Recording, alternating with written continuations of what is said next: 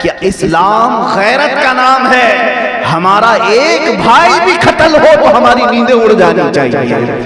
اگر ہماری ایک بہن کی بھی عزت لٹتی ہے تو ہمارے بستر ہمارے لیے کانٹے بن جانا چاہیے.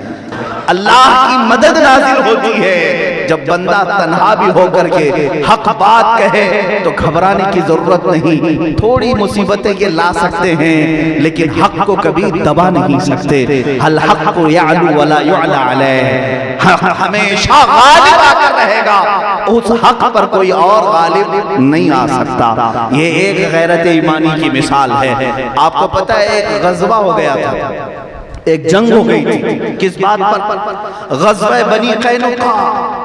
ایک غزوہ ہے. غزوہ کسے کہتے ہیں؟ جس میں رسول پاک صلی اللہ علیہ وسلم خود تشریف لے گئے جنگ میں. مدینے کے آس پاس جو یہودیوں کے قبیلے تھے, بنو نذیر, بنو قریظہ, اور ان میں سے ایک بنو قینقاع ایک قبیلے کا نام ہے.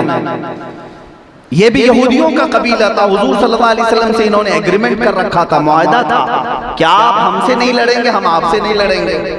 بات تو چل رہی تھی معاہدے کی. ایک بار ایسا ہوا کہ قبیلہ بنو قینقاع کے بازار میں ایک عورت عرب والی برقع پہن کر کے آئی, جبہ پہن کر کے آئی.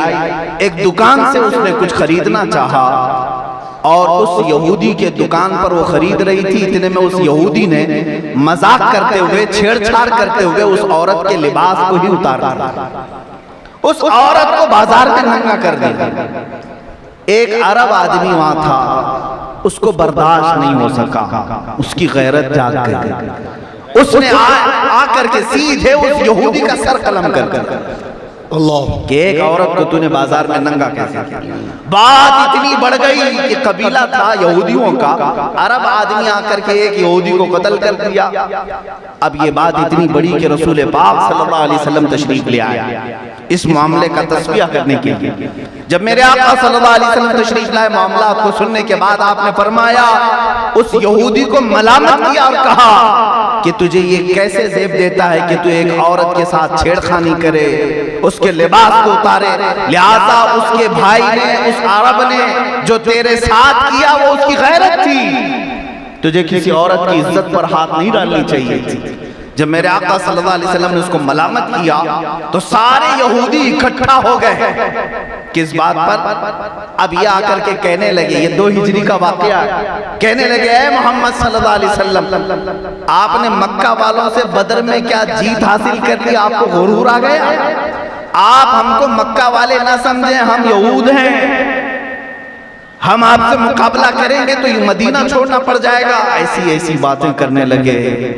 اب جب حضور صلی اللہ علیہ وسلم کو انہوں نے للکارا, میرے عزیزو صحابہ کیا خاموش رہتے ہیں.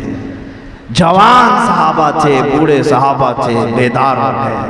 کہا کہ یا رسول اللہ صلی اللہ علیہ وسلم, اگرچہ آج مدینے میں ہم تعداد میں کم ہیں, مگر ان ظالموں نے آپ کو کیسے للکارا, انہوں نے یہ بات کیسے کہی کہ مکہ کے لوگوں کو آپ نے شکست دے دی, مدینے والوں کو شکست نہیں دے سکتے, آقا ہمیں اجازت عطا فرمائے. میرے آقا صلی اللہ علیہ وسلم نے اجازت عطا فرمائی. صحابہ نکلے مدینے سے اور آئے ایسے کہ اس قبیلے بنو قینقاع کا محاصرہ کر لیا.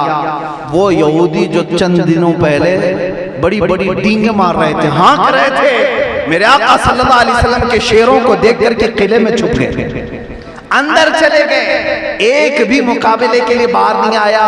یہاں تک کہ 17 دن تک میرے آقا نے محاصرہ کیا. 17 دن کے بعد سارا ساز و سامان چھوڑ کر, مدینہ چھوڑ کر کے ان یہودیوں کو جانا پڑا. 1400 سال تک واپس آج تک نہیں آ سکے. یہ غزوہ تھا غزوہ بنی قینقاع. کس بات پر ہوا تھا؟ صرف غیرت ایمانی تھی, صرف غیرت تھی. غزوہ تبوک بھی کس بات پر ہوا جانتے ہیں؟ میرے آقا صلی اللہ علیہ وسلم نے ایک قاصد بھیجا تھا. قاصد جو ہوتا ہے وہ ایمبیسیڈر ہے, ترجمان. قاصد کو بھیجا دوسرے ملک.